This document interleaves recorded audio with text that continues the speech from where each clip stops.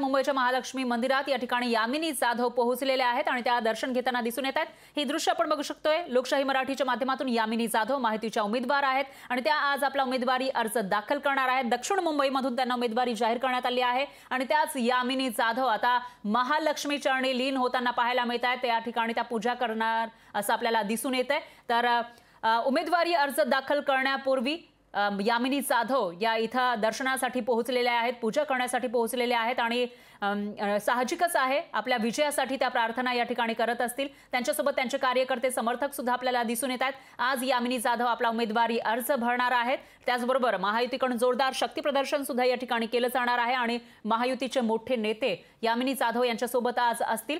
तर यामिनी जाधव आज अर्ज भरण्यापूर्वी उमेदवारी अर्ज भरण्यापूर्वी महालक्ष्मी मंदिरामध्ये देवीच्या चरणी लीन होताना आपल्याला पाहायला मिळतात, प्रार्थना करताना दिसून येत आहेत। तिकडची ही थेट दृश्य लोकशाही मराठीच्या स्क्रीनवर।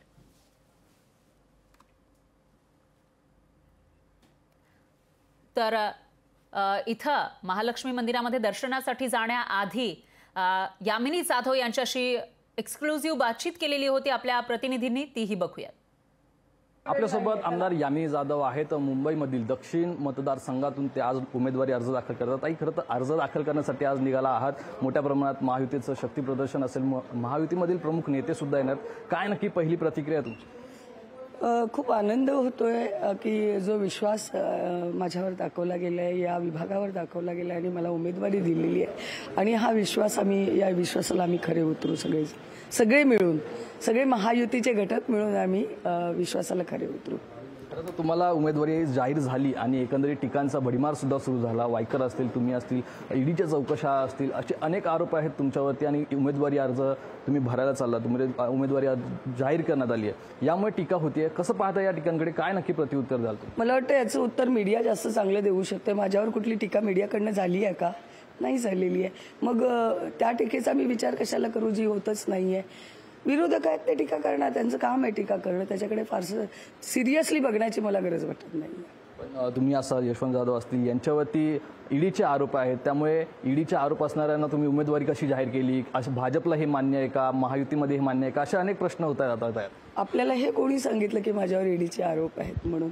त्यामुळे मला वाटत नाही, हा प्रश्नच इथे मुळात खारिज होतोय की माझ्यावर कुठलेही आरोप नाही आहेत आणि म्हणून मला उमेदवारी दिली गेलेली आहे। आज महायुतीमध्ये प्रमुख नेते सुद्धा येणार आहेत। काही नाराजी नाट्य आहे का महायुतीमध्ये? तुम्हाला उमेदवारी जाहीर केल्यामुळे कुठेतरी बडे नेते नाराज आहेत का? असे काही कुरघोड्या आहेत का? अजिबात नाहीये, अजिबात नाहीये। सगळे समोरून भेटले, मी स्वतः सगळ्यांना जाऊन भेटलेली आहे। समोरून सगळ्यांनी येऊन आपण कशी निवडणूक लढायची याबद्दल विचार विनिमय केलेला आहे, त्यामुळे कुठलीही नाराजी नाहीये। एकंदरीत मुंबई हा शिवसेनेचा बालेकिल्ला असं म्हटलं जातं। शिवसैनिक फार भावनिक असतात। आता खरं तर मशाल विरुद्ध या ठिकाणी धनुष्यबाण अशी लढाई पाहायला मिळते। शिवसेना विरुद्ध शिवसेना असं चित्र आहे। कुठेतरी आव्हान वाटतंय का यामध्ये? कुठेतरी नाराजी आहे का कार्यकर्त्यांची असेल, मतदारांची? असं काही वाटतं का तुम्हाला की नाराजी होईल?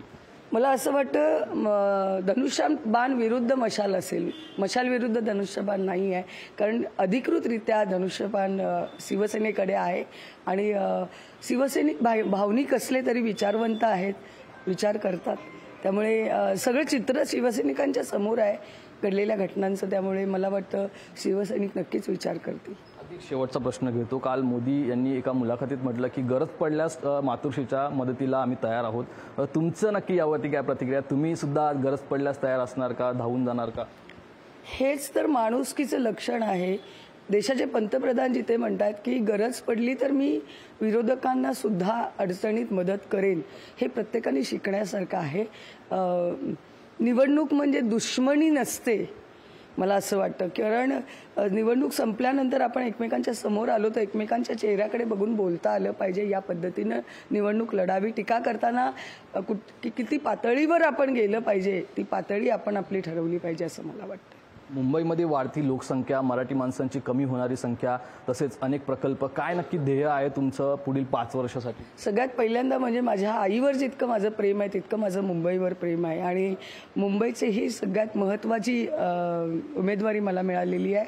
भारताचं लक्ष लागलेलं आहे आणि एक पर्टिक्युलर गोष्ट सांगून कुठलाही अजेंडा घेऊन मला चालायचं नाही आहे. या विभागात येणाऱ्या प्रत्येक प्रश्नाला आवाज फोडला जाईल एवढं मी नक्की सांगू शकते. आमच्याशी बातचीत केल्याबद्दल तर यावत्या यामिनी जाधव आपण पाहतोय मुंबईतील प्रमुख जे प्रश्न आहेत त्यावरती लक्ष केंद्रित केलं जाईल असं त्यांनी एकंदरीत म्हटलेलं आहे. कॅमेरा पर्सन विनीत पेडणेकरसह स्वप्नील जाधव, लोकशाही मराठी, मुंबई. लोकशाही मराठी ऐका, पहा, जागरूक रहा.